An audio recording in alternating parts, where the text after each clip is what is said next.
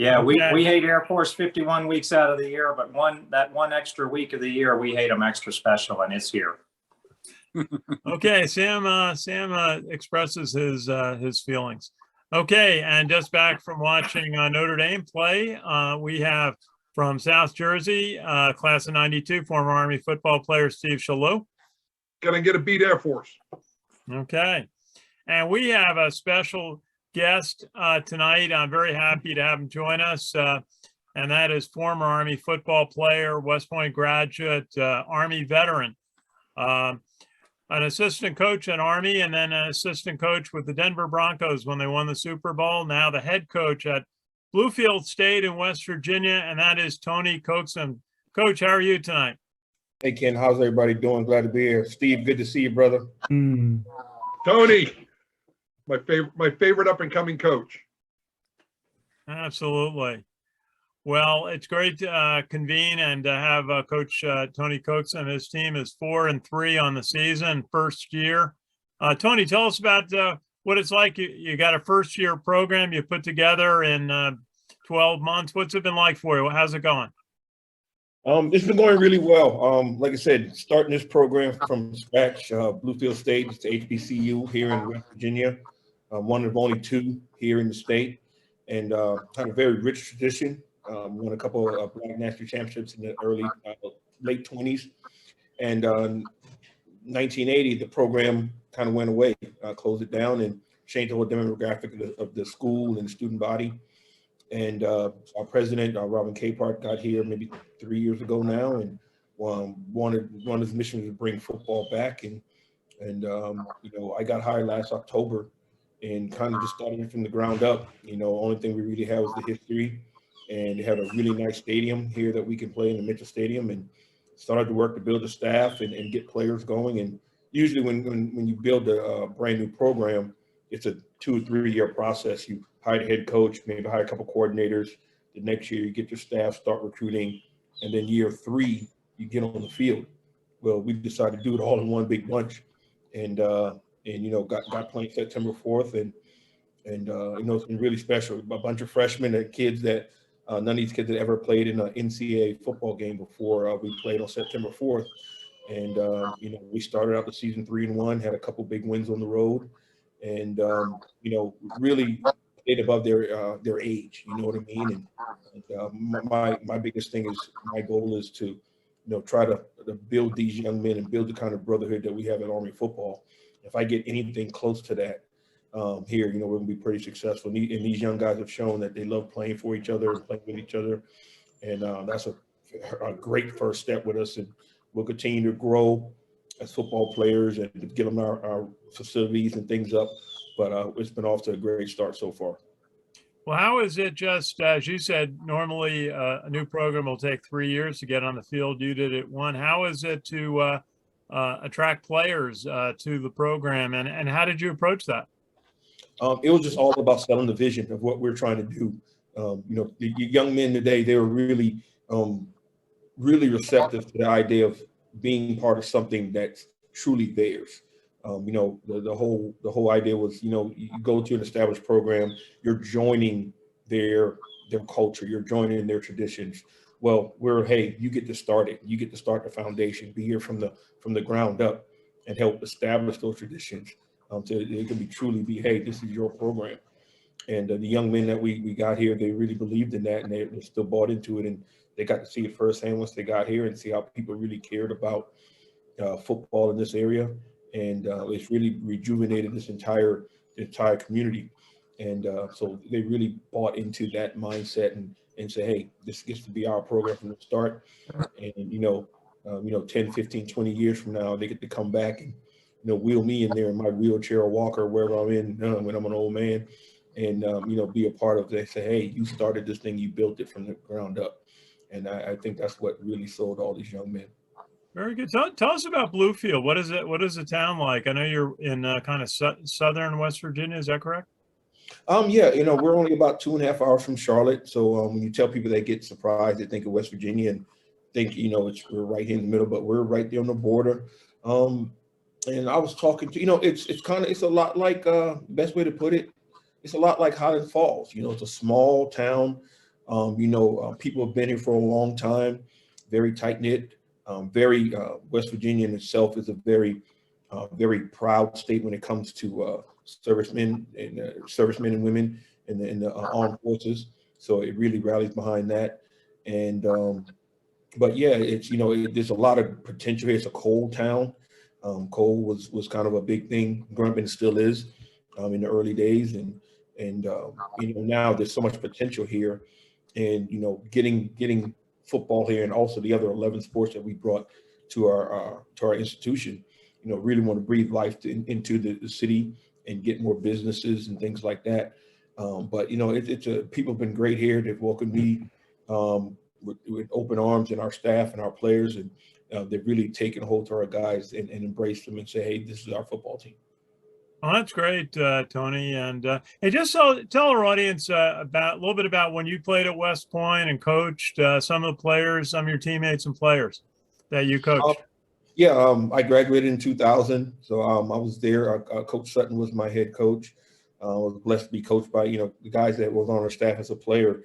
All those guys have gone on to do great things. Coach Sutton coached in the NFL for so many years. Coach Warner has been all across the college landscape in Power 5 schools. Coach Sheridan, who coached me particularly, has been in the NFL, won Super Bowls. Mike Sullivan, who's still a mentor to me today, like all these guys coached in the league in a lot of different places, won a couple of Super Bowls. I played with Ben Kotwieka, again, who is still a mentor of mine. He's back at West Point right now. Ron Lashinsky was a senior when I was a freshman, same class. Ryan Makeda, Adisa King, Lyle Weaver, who we lost about a year ago now, one of my dear friends and one of the best football players I've ever been around. Derek McNally, Bobby Williams, I can name guys all over, Johnny Goff, Brian Jacobs, so many great players I've been around. Rod Richardson, those guys that I played with, mean the world to me. Then going back to West Point and coaching there for 7 years, getting to coach, be coach Josh McNary, Josh Jackson, Chris Carnegie, those type of guys. Mike Vitti was there when I first got back there. The Bentler boys. It's just so many, and really cherish those times there. And again, West Point's always going to be home to me. Coach Monk's doing an unbelievable job right now. Close to a lot of guys on the staff there. Still talk to him, and he's such a great leader, as we all know. But a mentor, a guy that I can send a text message to or give a call, and undoubtedly he'll give me a call back or text me back, and be there for me if I have a question about anything, football wise or scheme wise. I mean, I was at other places and we played some common opponents and the staff in general. So again, that Army football brotherhood extends not just to your teammates, but anyone who spent a lot of time coaching there. And it's been great. As I'm talking, guys, I'm forgetting Coach Bonamego, who I ended up coaching for at Central Michigan. And so there's so many guys, and I've left some guys that I know. But it's like I said, the brotherhood that we have across the whole thing has been unbelievable, as we all know. That's good. Well, from our huddle, from Sam, Steve, anyone have a question for Coach Tony Coaxum'00? Yeah, Coach, good to see you, and I've been watching from afar, and proud as heck what you're imparting on those young gentlemen in West Virginia. So we appreciate that you're carrying on that tradition and making fine gentlemen out of them. What type of offense are you running, and why did you choose it, and what would you have done differently? It's Steve again. Always good to see you, man. My time there with you, always been such a good guy to rub good ideas of. So offensively, well, first of all, when I was putting my staff together, I focused so much more on the leadership aspect, the mentorship, than the X's and O's. To me, I feel that's the most important thing. When you have the right men leading your team and teaching them the right ways, it doesn't matter what your scheme is. offensively or defensively or anything along those lines. You're going to be fundamentally sound and do that. So, that was my focus on picking the right type of people to be my coordinators that are going to be the right type of examples of leaders of men, so to speak. And doing that, and I'm a guy, I kind of, want these guys to run what they're comfortable with. Our offense is kind of a spread type of up tempo. And when you say that, people are going to think you're going to throw the ball all over the yard. But my OC, he's been a lot of different places, and he's well versed in having guys that can throw the ball over the yard, have 3 or 4 receivers in the top 10 of his conference in pass, but also have a 1,000-yard rusher. We truly believe in running the football. We want to be a balanced offense, but we want to keep our opponent off balance. So if we have to run it 50 times, that's what we're going to do. If we need to throw it 50 times, we will do that too. So it's kind of being balanced when it comes to being effective on both sides.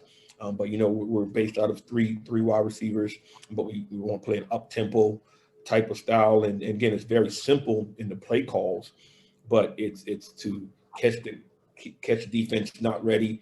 He's had drives where he's called the same play 8-9 times in a row. Because it's just getting the guys set and playing fast and going. But he's a guy, he can adapt certain things and change offense whatever we need to week by week. But the basic concepts of it have been the same. And defensively, it's kind of the same thing. It's going to at times it'll look like a 3-4. But we have some 4-down concepts, and it's an attacking downhill type of defense. And we get after the ball.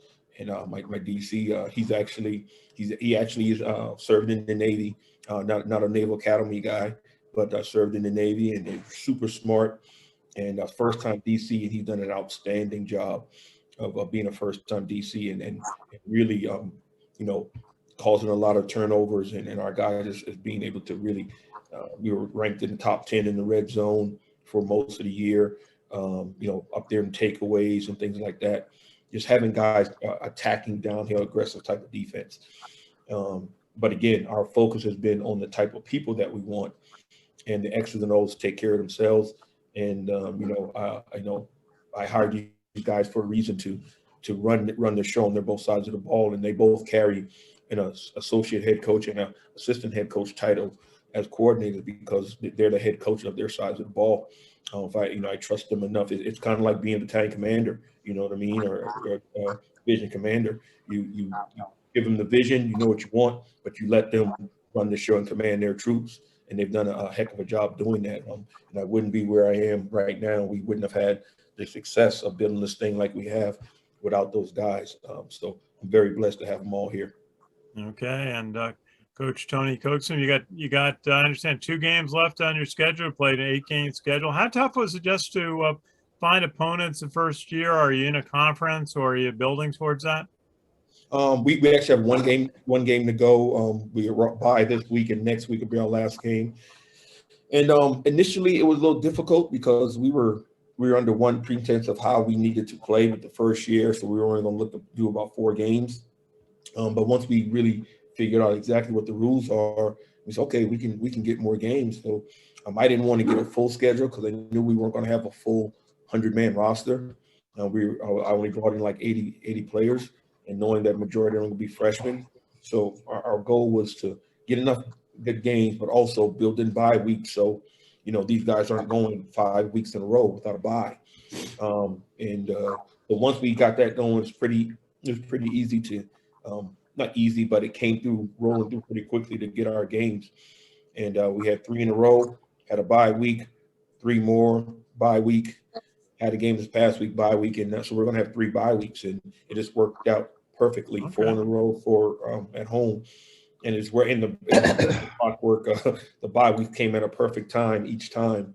Because again, our guys are getting after it, and again, smaller numbers, not a lot of depth because of what we brought in. And those bye weeks came right at the time where our guys needed that rest and a blow. So we got 1 more on the 13th against St. Anselm, a team from New Hampshire. They're going to throw the ball all over the yard a little bit, and it'll be at home. So we want to finish this thing out on a positive note.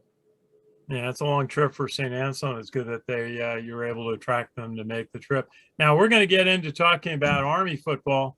We have the Air Force game on Saturday in Arlington, Texas. Do you have time to stay with us?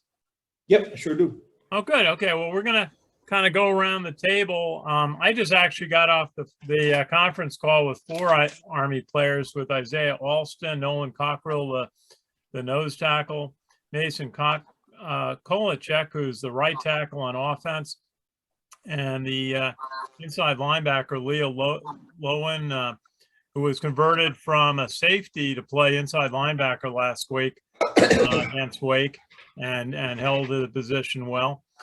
Well, why don't we go around? Sam, what are your thoughts this week for preparing to play the Air Force Academy? Yeah, sure, Ken.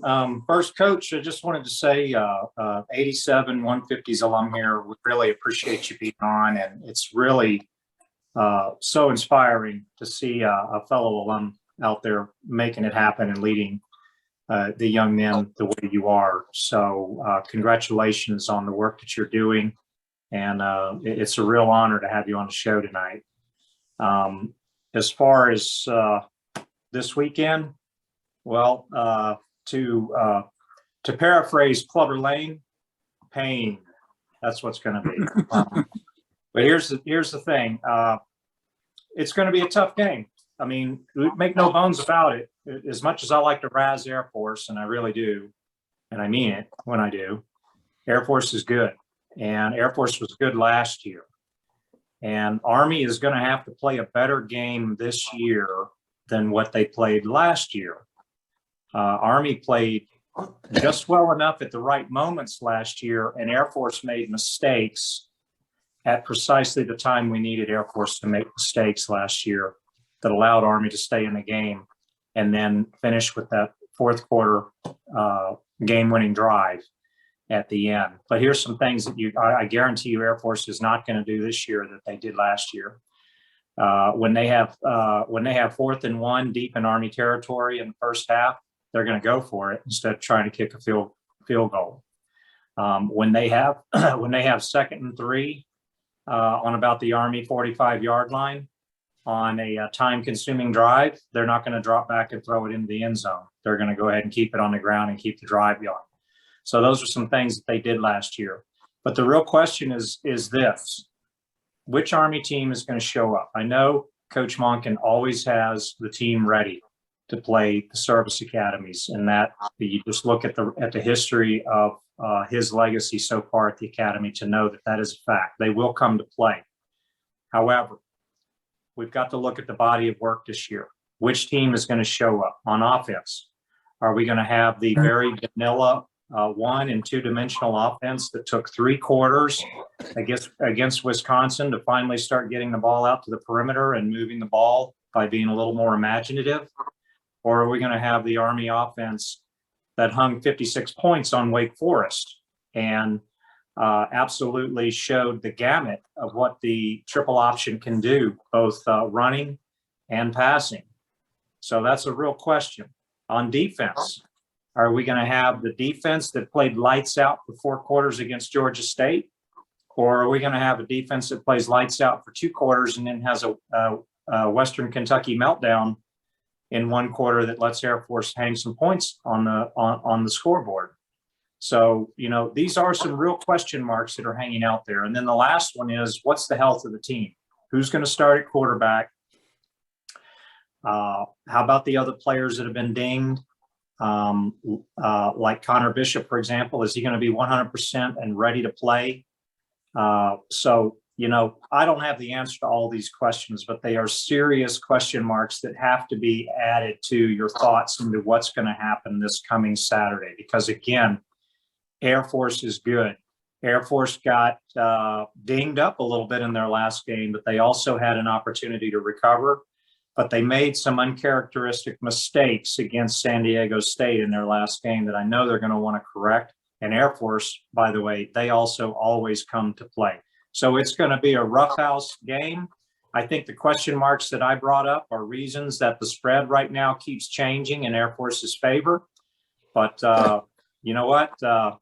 The gig's up as soon as the ball's kicked, and then it's 11 on 11 on both sides of the ball.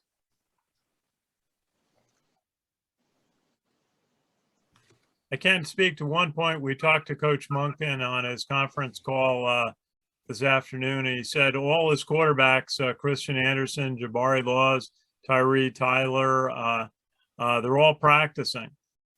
He would not address who's healthy enough to play. And he said that they would watch during the week. But last in the game at Mikey Stadium last year, the two quarterback combination worked out well. Tyree Tyler ran for 62 yards on 16 carries. And so they were able to, and Christian Anderson ran for 89 yards on 18 carries. So they were able to make the combination work. And of course, Christian Anderson engineered the fourth quarter drive that went 80 yards down the field with Jacoby Buchanan scoring on a 4th and goal from the 1 to determine the winner of the Commander-in-Chief Trophy for last year. Yeah, sure, Ken, but I do want to point out one thing. Go ahead.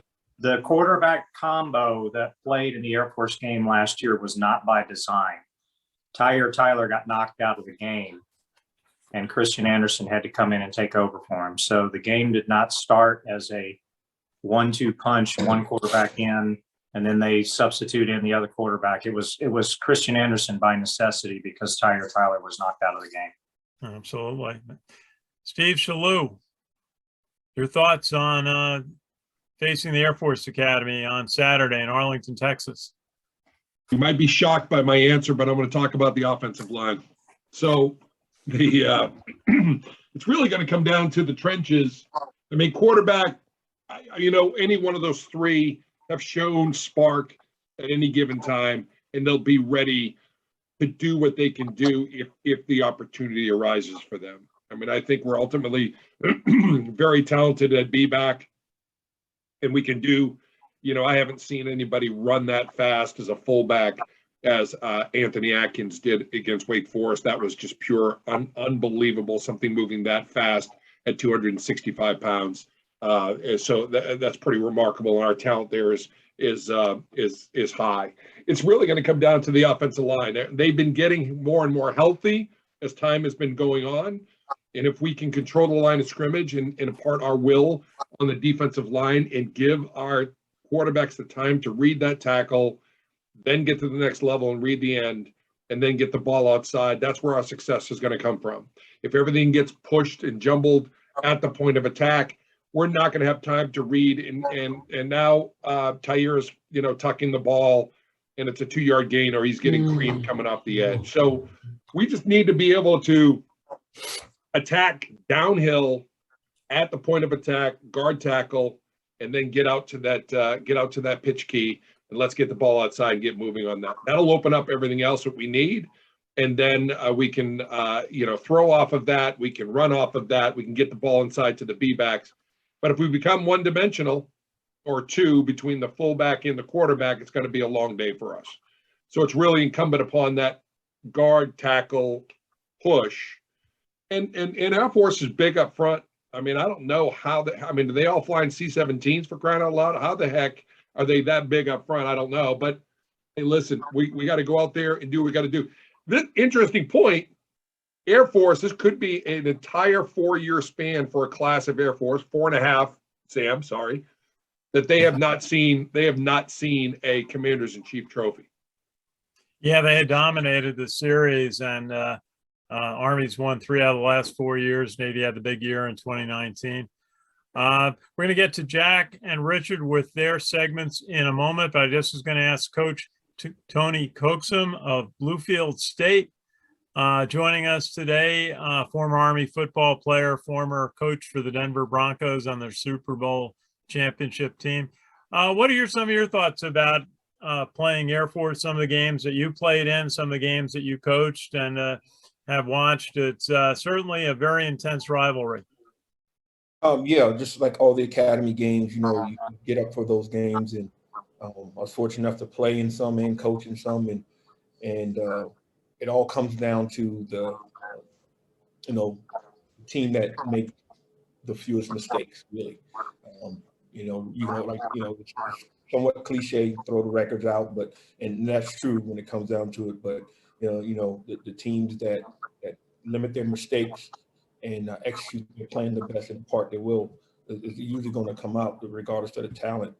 I'm going to kind of follow Steve's lead there. I think it's going to be on the lines of scrimmage. You got to be able to handle everything up front on our O-line, and those guys are getting healthier and to make the reads and get to the second level. So whoever's at quarterback can make his proper reads and go. But just on the other side, our D-line, we need to dominate on their side. But with Cockrell in the middle, and I'm very looking forward to seeing. Carter's been a madman rushing the passer. I'm love they're going to be able to see him in his, an academy game and his athletic ability, his length. Having a guy that size on the outside, playing the option, that's hard on an offense.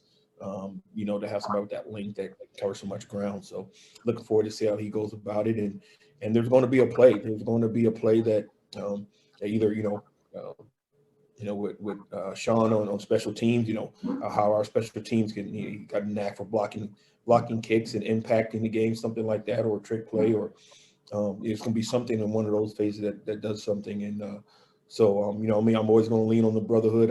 I just think it's just a phenomenal thing that we have, and that's going to put us over the top. But we're going to have to play lights out, because that is a very good Air Force team, like Colonel Houston said, and we can't make any mistakes.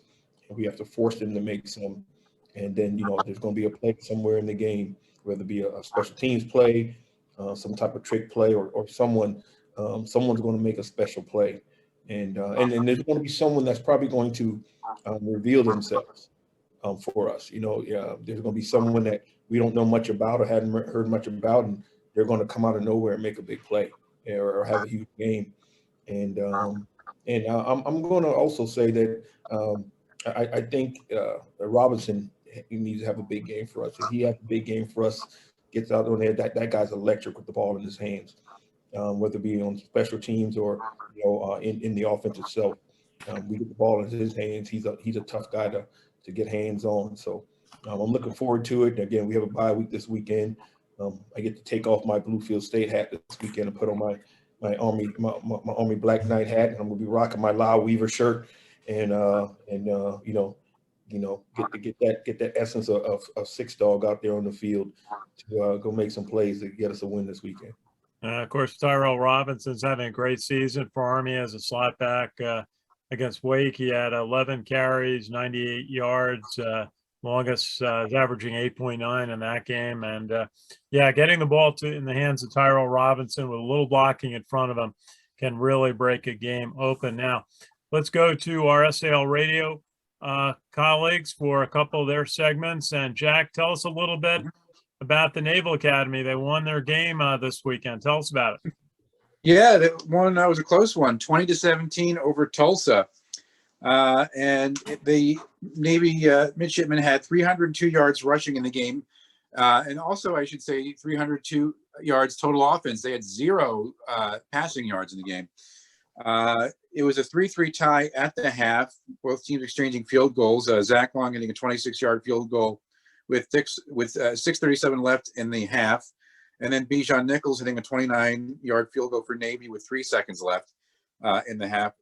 In the second half, it actually opened with Tulsa receiving the ball, and they scored quickly. Anthony Watkins ran the ball back 97 yards for a kickoff return to open the second half, giving Tulsa a 10-3 lead.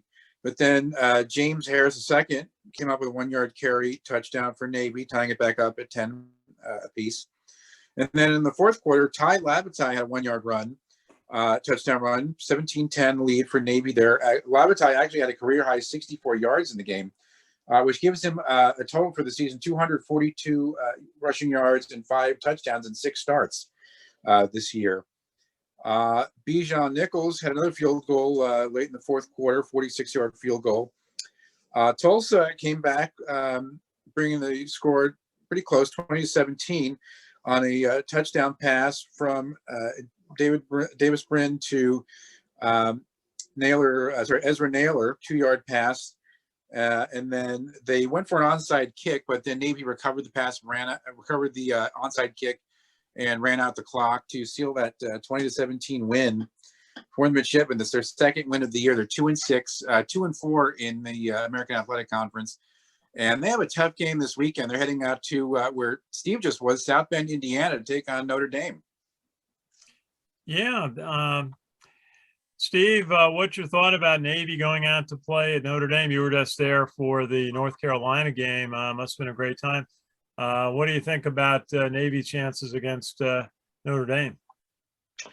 Notre Dame's pretty impressive. It was really weird seeing pins that said beat Navy on them in blue and gold. It was very, very weird to see that. I got one. I just wanted to bring it back because it's in Navy colors, and I thought they were very confused. But they're going to have a tough time. They're going to have a tough time against Notre Dame. They'll probably get dinged up a little bit. Notre Dame, very talented offensively. They're going to challenge what they have. Defensively, they didn't show up against North Carolina at all, but it was more in reference to the pass and not the run as much. So I expect Notre Dame to beat them, but they seem to always play them tight. They Navy gets up for it, and Notre Dame may play down to them. So I don't see it as being a huge blowout. It might be a couple touchdown affair, but nothing astronomical. But they'll get beat up pretty good. Yeah, Sam, anything? Yeah, two things about this past weekend, Navy and Tulsa. I watched the entire game, and one is that Navy has improved their manner of play. They've become a little more consistent. Their defensive play has improved, which is not surprising with Brian Newberry as their defensive coordinator. They've definitely settled upon their starter with Ty Lavatai, who seems to have put as steady a tiller as you can have on the Navy offense, and they had their most productive running game of the year. But the game itself was much like the UCF game earlier in the season, and that is Tulsa made enough mistakes to keep Navy in the game until they made a final mistake that allowed Navy to take the lead and take control of the game. And credit to Navy for doing that. But I wish I had $5 for every single pass that Tulsa dropped in that game. And probably the worst drop pass that happened in the entire game was Tulsa the Tulsa quarterback threw a laser strike to the end zone in the corner, right in the receiver's hands. And he bobbed the ball up in the air, and his momentum took him past the ball. But because he bobbed the ball up in the air, the Navy defender who was beat had the best line on the ball and intercepted it in the end zone. So a touchdown became an interception because the receiver, I guess he just hit him in the wrong place, and that's right in his hands on the route. And then later Tulsa went for it on fourth down. And again, a perfect pass by the quarterback who bought time against the Navy rush, threw a perfect strike to the guy who was wide open after he bought some time, put it right in his hands. And what did he do? He dropped it. Drive dies, Navy gets the ball, and I believe Navy went down and scored. But credit Navy, they have improved. Steve Shalhoub, give him props. He did say, watch, Ken Niumatalolo he'll get the ship righted and get them playing better football. And this is real important to take note of, that come the time that the Army-Navy game arrives, no matter what Navy's record, they're going to show up to play Army, and they're going to play a very close and hard-hitting game. And I'm just thankful that it's going to be the last time that we see Diego Fagot on the field, because he really is Navy's very best player. And his motor's going 200% on every single play. Just watch him. He's a beast. He will be playing on Sundays after the Naval Academy.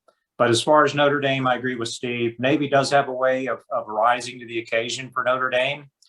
But I just don't see them matching up well at South Bend, and Notre Dame's going to probably be at least 2 touchdown victory. And just have to ask Coach Tony Coaxum'00, joining us, special guest tonight, head coach of Bluefield State in West Virginia, former Army football player. What stands out in your mind when you see the word Navy football from your days and recent years for Navy? They certainly had a great year in 2019. That's a loaded question, you know. So the words that I normally use, I won't say on air, but but no, you know, it's one of the kind of most memorable things in my life to be a part of. I tell people all the time, you know, playing an Army Navy game, it's always been the opposite of any other game you play for. You know, you playing any other game, and same thing you can say for Air Force game.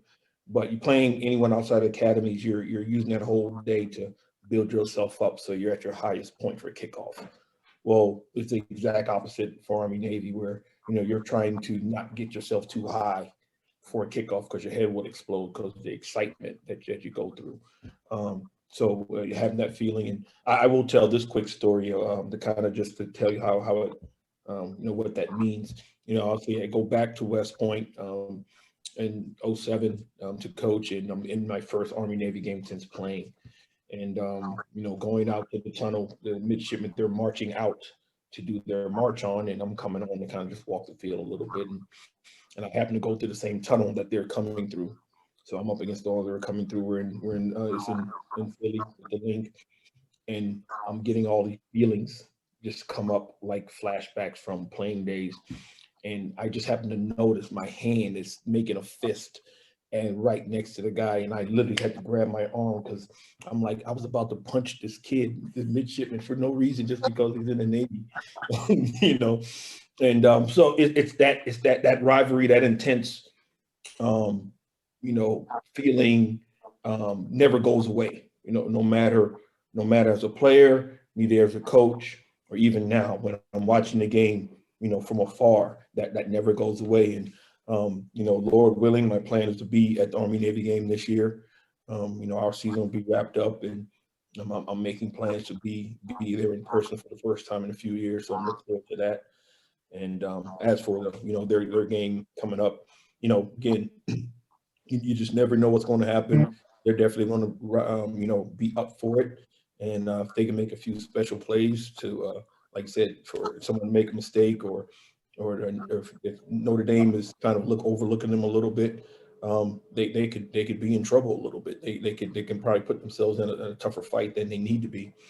But yeah, Notre Dame is very impressive, especially, you know, obviously O-line is huge and massive. That D-line, the defense is always pretty good. Marcus Freeman is there, who I got to know a little bit. He's done a hell of a job at Cincinnati, and I had a chance to interview with him at Cincinnati years ago when Coach Fickle first got there, and that guy's a stud and a star in the making, and he's going to have those guys playing with their hair on fire. He's going to know how to deal with the offense because his time in Cincinnati, so he'll have a plan for him. And you know, they're just going to need a couple breaks. They're going to need a couple breaks to kind of keep them in there, and if the game's tight down the stretch, then, you know, then it'll get really interesting. Very good, Coach Tony Coaxum'00. And now let's go to Richard Miller, just back from his trip to London and the UK. And Richard goes through each week the games of the top 25 opponents. Last week, what did you see in the games last week, Richard, in the top 25? Last week, number 2, Cincinnati improves at 8-0, beating Tulane 31-12. Tulane goes to 1-7 on the season. Number 9, Wisconsin suffers the second loss of the season, a 27-7 victory. Wisconsin's 5-3. Iowa is 6-2. Miami gets to 500 with a 38-34 victory over number 17 Pittsburgh. Miami is 4-4. Pittsburgh goes to 6-2 on the season. Number 8, Michigan State stays unbeaten, just a very close victory over Michigan, handing number 6 Michigan their first loss. Michigan State ranked number 8. 37-33, Michigan State gets a win. Michigan State is 8-0 on the season. Number 16 Baylor improves to 7-1. 31-24 victory over Texas. Texas is now 4-4 on the season. Number 22 Iowa State loses to West Virginia. West Virginia 38-31 victory. West Virginia is now 4-4 on the season. Number 22 Iowa State's 5-3 on the season. Number 7 Oregon is now 7-1 on the season with a 52-29 victory over Colorado. Colorado is 6-2 on the season. Number 4 Oklahoma is now 9-0, defeating Texas Tech 52-21. Texas Tech is now only a game over 500 at 5-4 on the season. The number one team in the nation, the Georgia Bulldogs, world's largest cocktail party against the Florida Gators. Well, it was a one-sided game, 34-7 Georgia. Georgia's 8-0 on the season. Florida is now 4-4 on the season. Number 13 Wake Forest. It must be a lucky year for them. They are 8-0, a 45-7 victory over Duke. 8-0 on the season for Wake Forest. Duke is now 3-5 on the season. Number 15 Oklahoma State 7-1 on the season, 55-3, putting a number on Kansas. Kansas falls to 1-7 on the season. Number 18 Auburn 31-20. What? Richard, if we can just take a break for a second. I know Coach Tony Coaxum has to break. We appreciate his joining us tonight. And Coach, just want to wish you the best on your final game and congratulate you on a terrific first season. As a head coach at Bluefield State in West Virginia, we're following it closely. You do a terrific job on social media outreach, so we're able to keep up on what you're accomplishing. And just what you were saying about mentoring the young men there on the team and helping get the whole community excited. What a great job you're helping to initiate there. Thanks for having me, Ken. As always, I appreciate it. And Richard, nice to meet you. Jack. Nice to meet you. Colonel Houston and man Steve, good seeing you as always. And go Army, go Big Blue, beat Air Force, always beat Navy. Y'all take care. Thanks, Coach. Thank you. Hey, Coach. Thanks so much for joining us. I know you have to head off. We appreciate you spending a few minutes with us today. And great to hear about what you're doing with that program down in West Virginia. We'll have you back again when you have time to join us. We look forward to that. Take care, Coach. Thank you. Okay, Richard, I just got a message. I sorry to interrupt you. Now keep on going. Okay. Number Oregon with a 52-29 victory over Colorado. Colorado is 2-6. Number 7 Oregon is 7-1. Oklahoma 9-0 now, defeating Texas Tech 52-21. Texas Tech is only a game over 500 at 5-4. Number 1 team in all of college football, Georgia 34-7 over Florida. Georgia is 8-0. Florida is 4-4 on the season. Number 13 Wake Forest 45-7 over Duke. Wake Forest stays unbeaten at 8-0. Duke goes to 3-5. Number 15, Oklahoma State, 55-3. They are now 7-1 on the season, while Kansas drops to 1-7 on the season. Auburn and Ole Miss, both teams with a record of 6-2 on the season now, as number 18, Auburn defeats Ole Miss 31-20. Number 19, SMU and Houston, both teams with a 7-1 record. Houston in a very close game, 44-37, a high-scoring affair. Close win for the Cougars. Mississippi State 31-17 over number 12 Kentucky. Kentucky is now 6-2 on the season. Mississippi State is 5-3 on the season. Number 5 Ohio State 33-24 over Penn State. Penn State ranked number 20 in the country. Penn State's 5-3. Ohio State is 7-1 on the season. Number 11 the Notre Dame Fighting Irish 44-34 victory over North Carolina. North Carolina is at 500 at 4-4 on the season, while the Fighting Irish go to 7-1. Number 25 BYU 66-49 over Virginia. Virginia is 6-3 on the season. BYU number 25 is 7-2 on the season.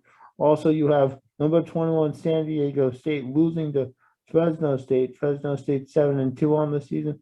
San Diego State 7-1 on the season. Fresno State 30-20 victory for Fresno State. And the last game on the list, Coastal Carolina goes to 7-1, 35-28 over Troy. Troy is now 4-4 on the season.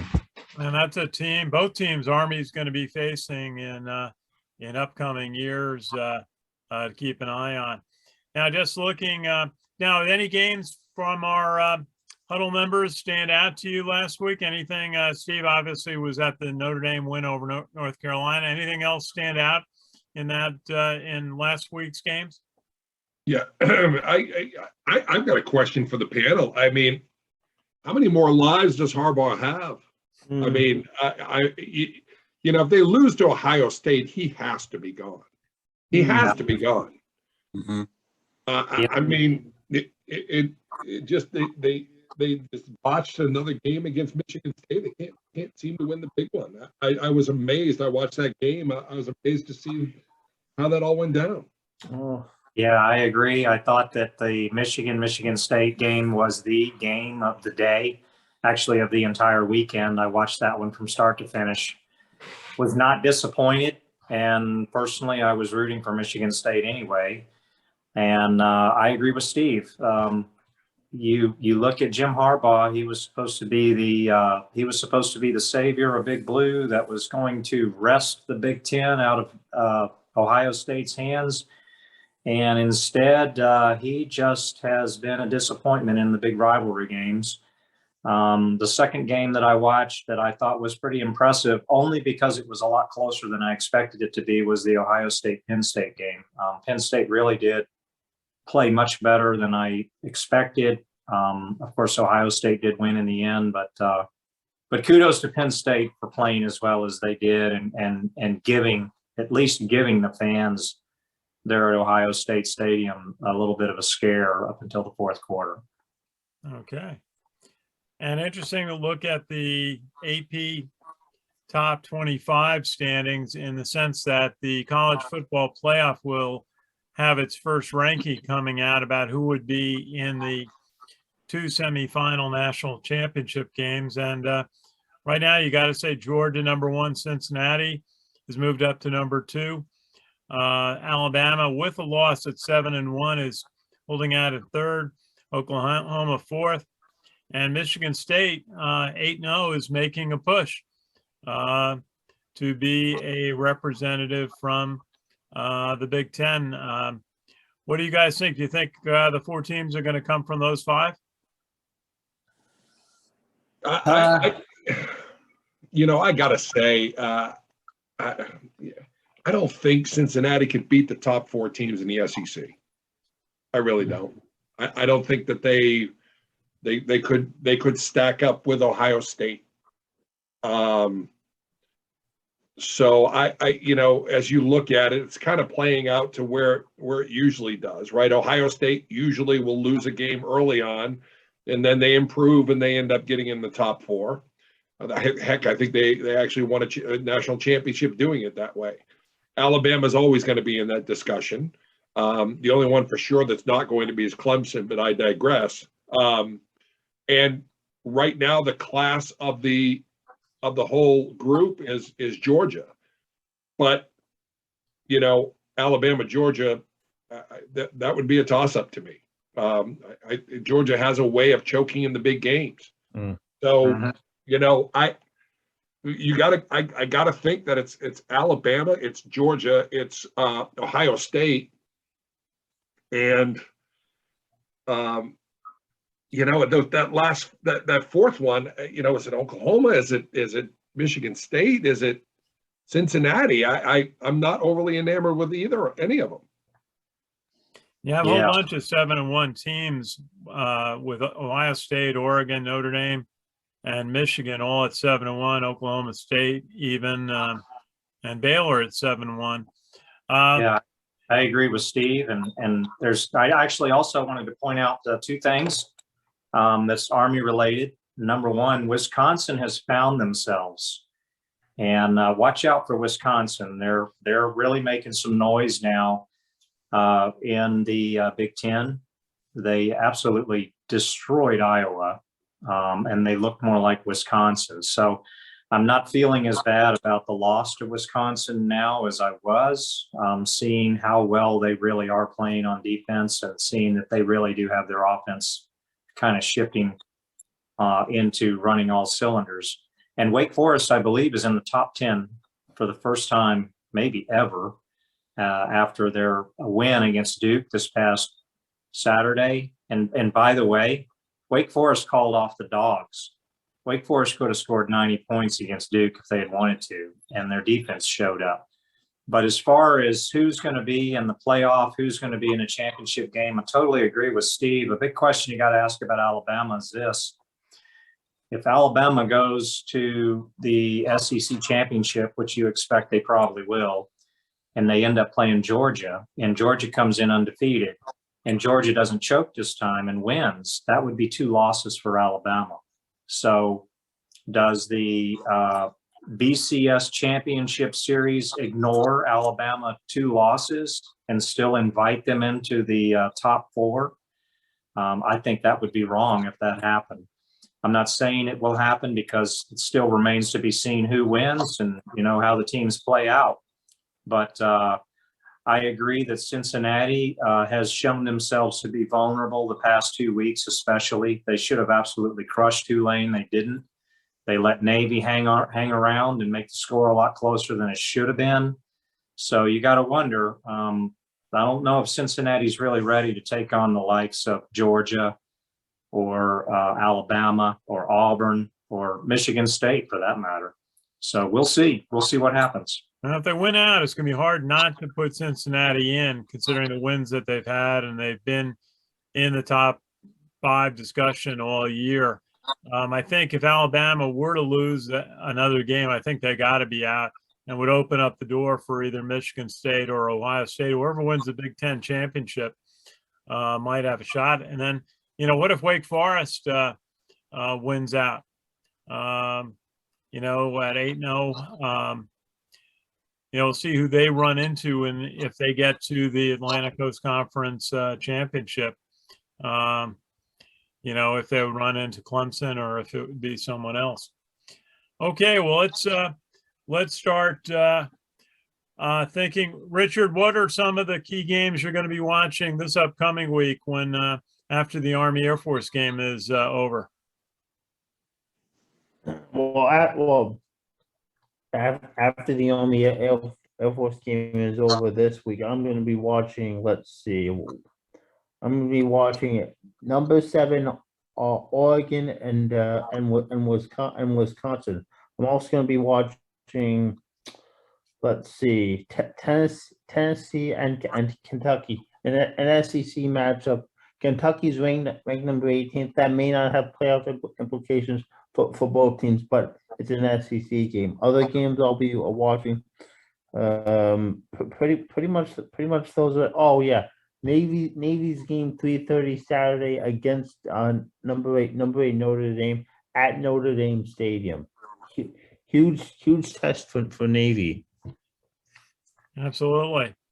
Okay, let's go through Army Air Force, Arlington, Texas, at the Texas Rangers ballpark. There's going to be a lot of Army alumni there. Now, Sam, you mentioned you're going to be going to the game and taking some photos for us, we hope.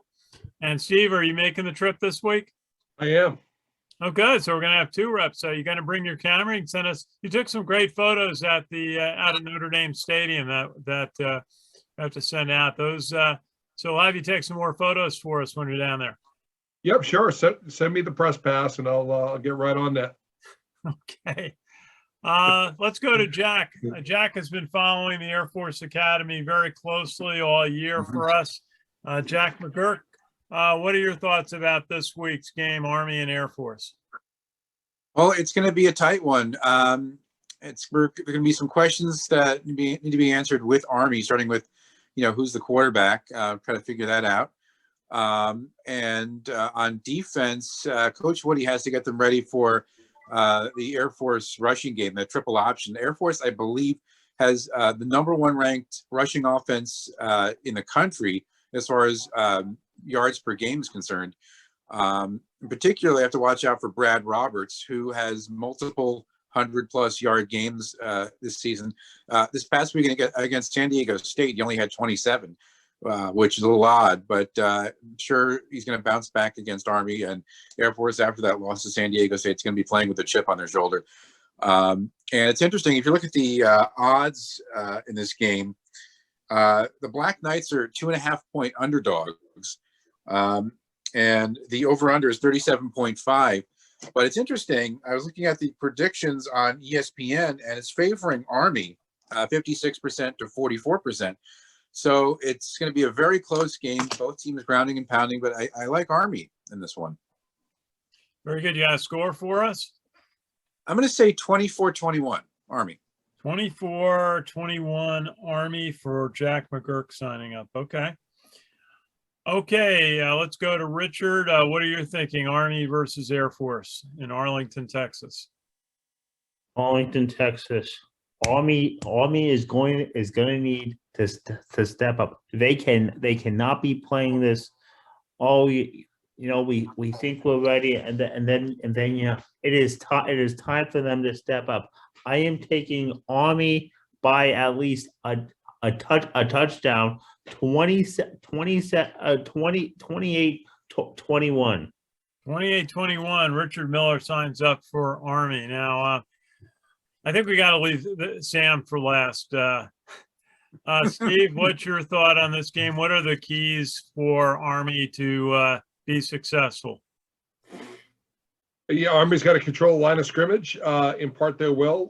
Time of possession is going to be, this is going to be a chess match, a war of attrition type situation. So time of possession will be huge for whatever team. So we want to control to allow the defense to stay off the field and to do what we need to do. So I just think the offensive line, again, will determine the victory of this team if they can impart their will. And that's what it really comes down to. In terms of prediction, I'm gonna pay homage to, it's gonna be a defensive battle, pay homage to the sprint football team. I'm gonna say Army wins 4-2 in 5 overtime. How do we get to 4-2? Two safeties, one. Well, it was 0-0. It was 0-0 going into the new format for overtime, where after like 3 tries, you have to just go for 2. Oh, yeah. And I guess they beat them 4-2. They beat them 4-2 Yep. in 5 overtimes. And for Mark West, the head football coach of the sprint team, I'm saying 4-2 Army. Wow. Okay, very good. Now, Sam, there was last year, there was a lot of kind of talk back and forth amongst the two schools when the game was canceled in November and rescheduled in December. And December turned out to be an epic game, but I think the Air Force people will have an edge on their shoulder, a chip on their shoulder going into this game. They have the extra seniors who came back to play this fall. What is your thought on this year's Air Force team and your prediction on the game? Yeah, first, thank you, Steve, for mentioning the sprint game. It was the longest game in the history of sprint football, 5 overtimes, final score 4-2. And what an epic defensive struggle that was. But Army Sprint won their division in the College Sprint Football League and will play in the championship, I believe, against Navy. So they get a rematch with Navy after that epic defensive 4-2 struggle. Second, back to a question Steve asked about how those Air Force guys get so big up front. Well, we already know the answer. They turn back for a year and work for Uber Eats, and Uber Eats wonders where all the profits went because their Uber Eats drivers who were Air Force players the previous year and now working for Uber Eats while they take their little turn back vacation, gain about 20, 30 pounds and then come back to play football, because that's how it works at Air Force Academy. So as far as this weekend, yeah, I'll be there. And I can't wait. And by the way, let me just say on Sunday, anyone who's staying an extra day like I am, Sunday I'm going to eat lunch at Pecan Lodge in Deep Ellum. If any of y'all are around and want to join me over there, it's the best barbecue in Dallas by far. And it would be well worth your time. But as far as the game, Coach Coaxum nailed it earlier when he was talking about it. The team that makes the fewest mistakes is the team that's going to walk away with the win. Last year, Air Force had the better team. And Air Force managed to manipulate the schedule using COVID to play the game the week after the Navy game, hoping to take advantage of the huge emotional letdown that Army had from the Navy game, which was epic. And you could rightfully expect that the Army players were not going to be able to get up emotionally 1 week later to play Air Force. And they manipulated the schedule using COVID, because when they were supposed to play back the first Saturday in November of last year, they had a couple of players that were COVID. So they just claimed that they had to cancel the game because they had COVID issues. But let's not forget that when they actually played the game, Army had a whole bunch of players out for COVID. So Army didn't make excuses about fielding a team. As a matter of fact, Coach Monken said that he would play Air Force anytime, anywhere in the high school parking lot, if that's where it had to be played, with whatever players he had available. And I'm sure that this Saturday, the emotions are going to be running extremely intense, to say the least. And it's going to be a slugfest. When the teams line up, they're like they're looking in a mirror, only in the mirror they're wearing different uniforms, because the teams look identical. They play identical. They play with the same intensity. They run almost the exact same offense. They run almost the exact same attack style defense. They have players that could be twin brothers out there playing each other. And the coaching staffs are very familiar with the style, the play calling, and the strategy, and everything else that each team would be trying to do. So this weekend, the team that makes the fewest mistakes is going to be the team that emerges victorious. If Army plays vanilla offense but does not turn the ball over, period, yet Air Force turns the ball over, Army will win by 4-2, just like Steve said. If the teams play even, then it's going to be a close game. If Army turns the ball over and Air Force does not, it's going to be a close game, but it's going to be much harder to win. But in the end, Army is going to have to play lights out, perfect football on both sides of the ball and on special teams. Do not turn the ball over. Do not commit negative yardage plays on offense. Do not commit boneheaded defensive penalties. And I think that in the end, if they can deliver that type of performance on the game, hype with the type of emotion that goes into the Army Air Force game, Army will emerge victorious. History tells us it will be close. There's no doubt about it. It will be a one-score game. I'm going to say Army takes it 21-17. 21-17 for Sam Houston. Okay, very good. I think it's going to be a close game too. I think these two teams know each other. They battle each other. It's a very intense rivalry. The challenge, I think, for Army, they played a very good offensive game against Wake, is to maintain that. It looks like Christian Anderson's going to be back, available. Then the question is, how does Coach Monken utilize Jabari Laws? Will he insert him in passing situations? And does that take away from the no mistakes, need that everyone's talked about? When you play multiple quarterbacks, does it create a risk on just managing the ball? Do you find a way to get Tyler into the game to utilize his speed? That's going to be a challenge, but I think they'll figure it out. The Army defense needs to just pull itself back together and look like the team that held Wisconsin to essentially 14 points. If they do that, if they play like they did against Wisconsin, they'll come out ahead. I think it's going to be close, and I'll go for 24-17. I think they'll get, they'll get a couple of touchdowns. They'll get a field goal, and they've just got to get a couple of stops on defense, force Air Force to punt a few times, and then they'll have a good shot. It's going to be interesting to see it in this tight ballpark in Arlington. It's 40,000 seats. It looked like they had to really work to fit the field in. But it'll be an interesting environment. I think it's going to be a little bit like the ballpark at Georgia State, which is a former Atlanta Braves field, which they fit a football field into. So it should be interesting. I understand lots of alumni events for West Point that'll be down there.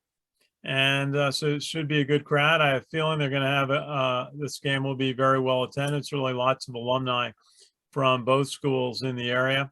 And what's nice is there certainly are a lot of military bases in Texas and not far from Oklahoma for alumni of both schools to drive to Arlington for the game and the weekend.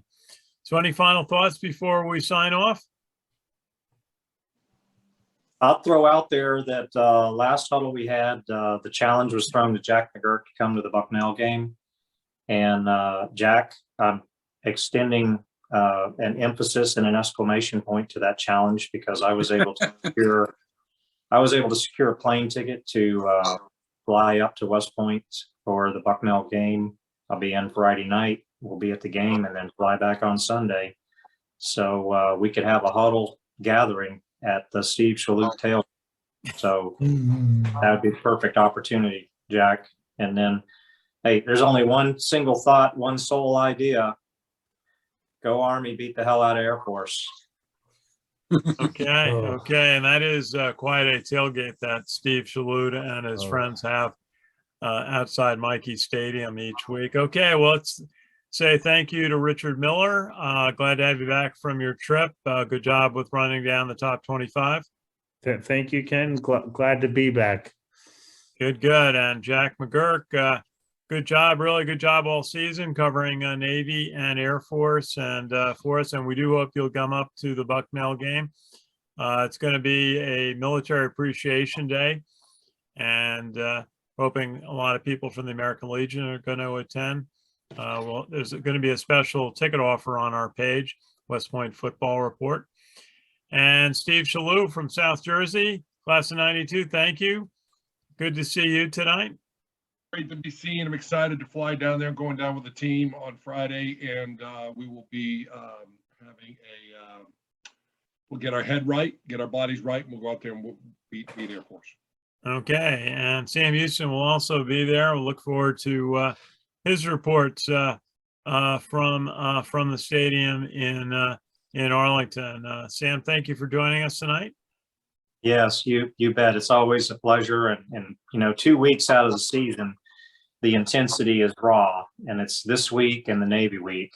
And Steve, I would have been joining you on the flight. I was invited as the donor level to be on the flight as well, but it's just too logistically impossible for me to come up there and fly down. But I will be joining some of the events that are part of the weekend. So hope to run into you there. And I'll be staying at the Dallas Marriott. I imagine you're probably at the Post Hotel, but I'll be at the Dallas Marriott. So go Army. We'll get connected. Beat the hell out of Air Force.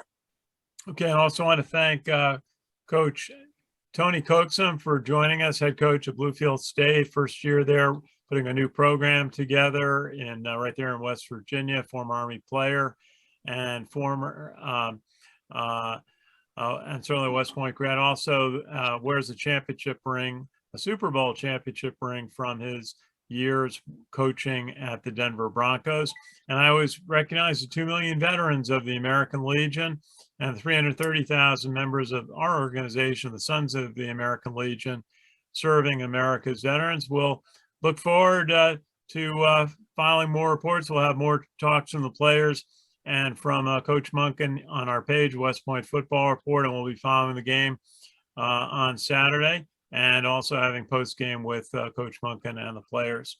So thank you to our team, and from White Plains, New York, it's Ken Kraetzer for Sons of the American Legion Radio. Have a great night.